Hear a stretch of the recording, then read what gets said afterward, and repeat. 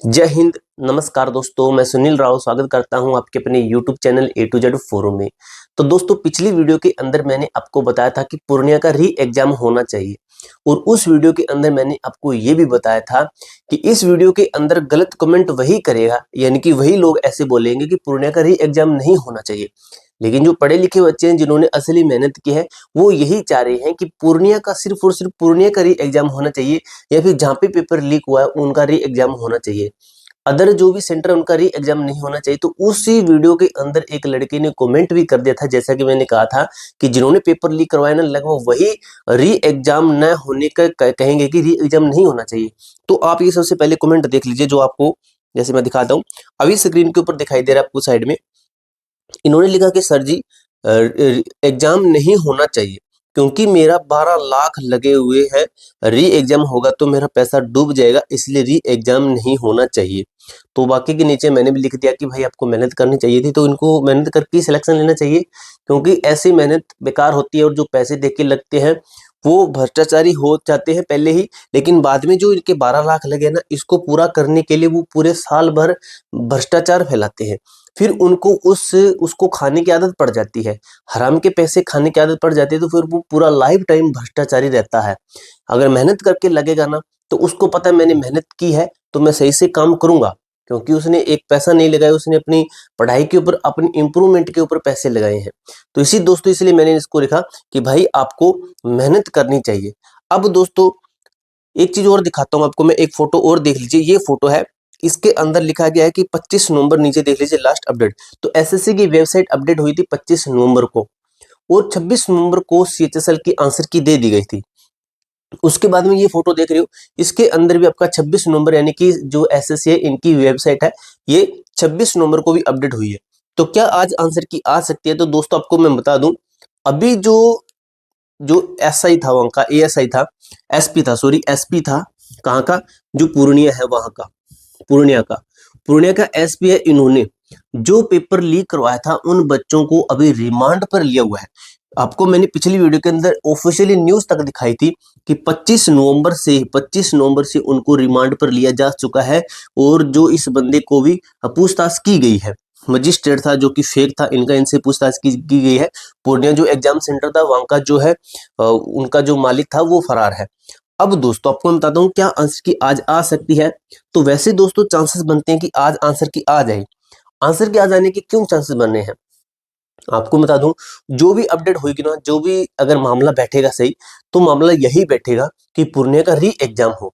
क्योंकि दोस्तों इन जिनको रिमांड पर लिया है तो वो तो सही उगलेंगे कि हमने भी पेपर लीक करवाया था, तो सही उगलने की वजह से क्या होगा, वहां पे री एग्जाम हो सकता है। और वो अगर उन्होंने अदर सेंटर के ऊपर एग्जाम लीक करवाया तो वहां का भी री एग्जाम होगा। अब अदर सेंटर कौन से, इनके ऊपर कोई अपडेट आई नहीं, आएगी तो मैं आपको वीडियो के माध्यम से बता दूंगा। वैसे देखें दोस्तों, पिछली भर्ती, दो भर्तियां थी एमटीएस की, पिछली और उससे पिछली, उनकी आंसर की 6 से 8 दिन के बाद में जारी कर दी गई थी।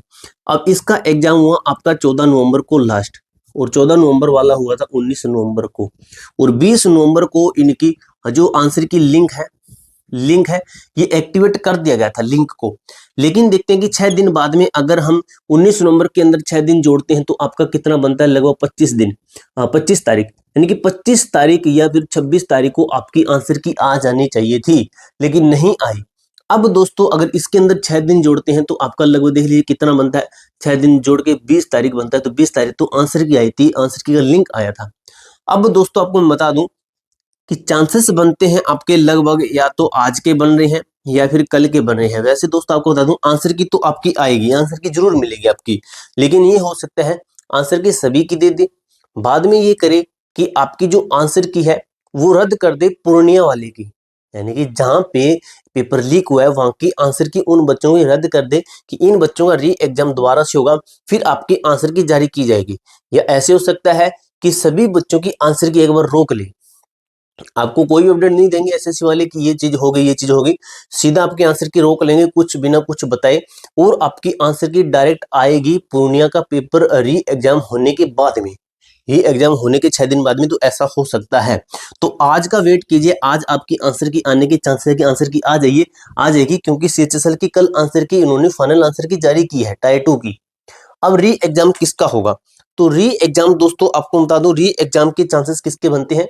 तो री एग्जाम उन्हीं का ही होगा जहां पे पेपर लीक हुआ है, जिस सेंटर पे क्या हुआ, पेपर लीक हुआ है। तो सिर्फ इनकी आंसर की सॉरी सिर्फ इनका ही री एग्जाम होगा।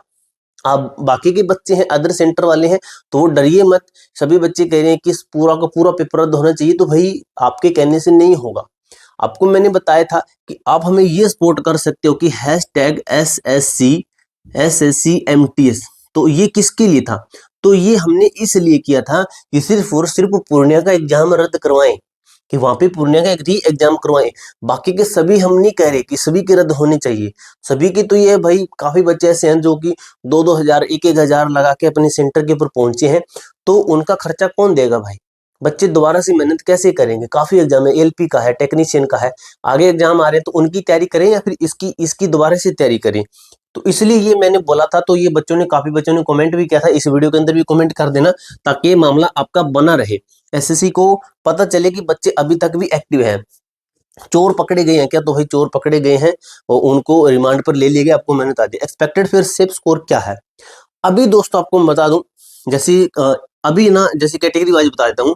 अगर आपके बन है 120 से 125, ये मान लीजिए जनरल कैटेगरी के लिए, तो आप बिल्कुल सेफ है। अगर बात करें आपका है ओबीसी कैटेगरी से, ओबीसी कैटेगरी से है, तो इसमें से -1 से 2 माइनस कर लीजिए। अगर आप है एससी और एसटी कैटेगरी से, तो आप कितना कर लीजिए, 2 से 3 माइनस कर लीजिए, 2 से 3 माइनस कर लीजिए।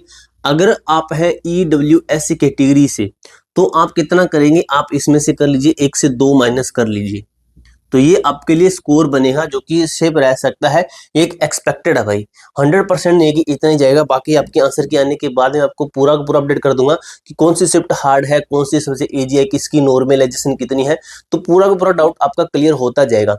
आंसर की अपडेट जैसे ही मिलेगी, तो जो हमारा टेलीग्राम ग्रुप है A2Z फोरम 01, उसके अंदर मैं एक SMS के माध्यम से आपको बता दूंगा और वीडियो के माध्यम से भी अपडेट कर दूंगा। तो टेलीग्राम जो ज्वाइन कीजिएगा।